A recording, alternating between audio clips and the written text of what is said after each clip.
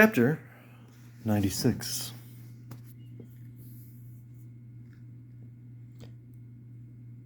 At least it'll be a while before we die of hunger or thirst, said Bernard. He'd popped a bottle of champagne and was making a move for the wedding cake. Don't, snapped the princess.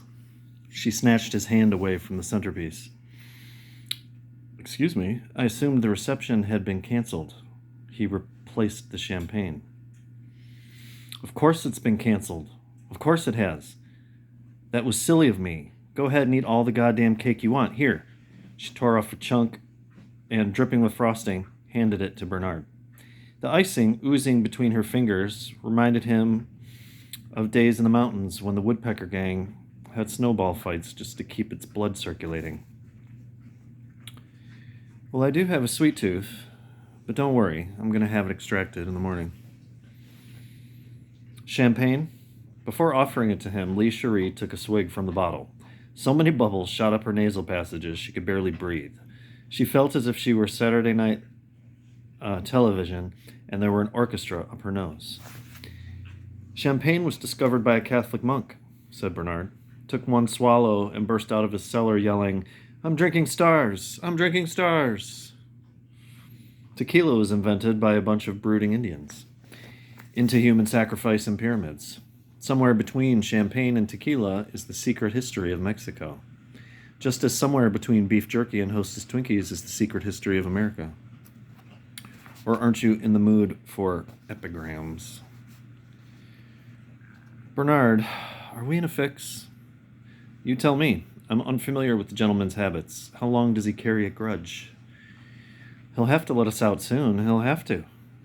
My mother's in town. So is Julietta. The press is all over the place. He'll have to let us out before dawn. In that case, my dear, more champagne. The cake's delicious, by the way. I feel festive. Inappropriate of me, I'm sure. Lee Cherie managed a small laugh. I'm strangely elated myself. It's weird. Everything I dreamed of and worked for and counted on is falling apart, and I'm happy. I'm also freezing. She was wearing blue jeans and a green sleeveless cotton blouse. Bernard wrapped his black cord jacket around her. Dynamite sticks banged her breasts. She continued to shiver, so he ripped the lace tablecloth from beneath the cake and they both huddled under it, like a couple in a blanket at a Harvard-Princeton game. The central chamber of the Great Pyramid is a constant 64 degrees Fahrenheit, she said. I was aiming to achieve the same conditions here. 64 is sure a long ways from Maui. Seeing as how we have some time to kill, why don't you tell me about this pyramid? Why it's important, and what I was supposed to learn about it from my cigarettes. It's a bit late, you big dummy, she said. But since the champagne was so sidereal and the cake so snowy and slick, and since it was impossible to distinguish Harvard from Princeton by the light of Cleopatra's lantern, she began to tell him the whole story. Meanwhile, the police were poking through her wrecked flat, and Abin Fizzle was busily spreading the word that his bride-to-be had been kidnapped by Zionist terrorists. Chapter 97. Kidnapped by French champagne was more like it. The champagne had hold of both of them, and not a ransom note in sight. I'm peeing stars, the princess squealed. Bernard produced a pack of Camels from his shirt pocket. He put it through toy UFO maneuvers while making bleeping noises of the third kind. Lee Cherie returned. I got stars on my shoes, she complained. Bernard buzzed her with the package.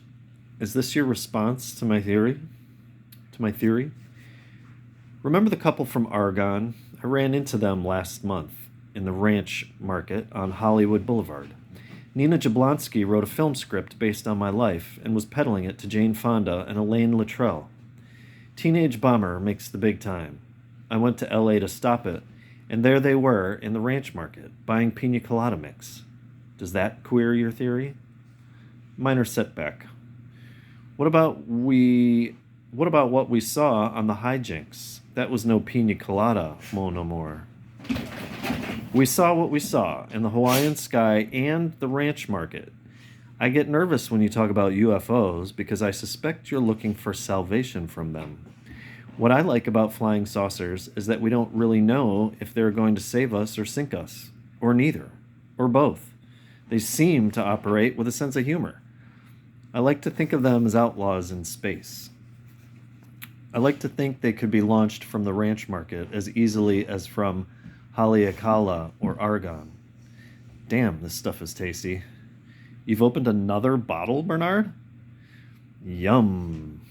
Well then, how about the camel pack? How about Adolph's meat tenderizer? It's a transparent door to experience, too, if you know how to look through it. Yeah, I have to go along with that. Yeah, that's it, she clapped her hands. You found a key to wisdom in the camel pack. It's certainly one of the more portentous of our sacred objects. But there are lots of others. Personally, I find the kitchen match particularly rich in symbolism. The Dippity-Doo hair set gel is an open invitation to participate in the tantric aspects of the divine. The thing about camels, though, is its directness. I mean, it spells it right out. Choice. A person's looking for a simple truth to live by. There it is. Choice. To refuse to passively accept what we've been handed by nature or society, but to choose for ourselves. Choice. That's the difference between emptiness and substance, between a life actually lived and a wimpy shadow cast on an office wall. She kissed him impulsively. I knew you'd understand. Where you been all my life, big boy? Bernard passed her the bottle. He began to sing. 20 froggies went to school. Come on, ye Texas Rangers, down beside a shady pool. Come on, ye Texas Rangers. There they learned to work and play. Come on, ye Texas Rangers, and drink Lone Star beer all day. Hee hee, ye Texas Rangers. Bernard, I don't feel like singing. Sure you do.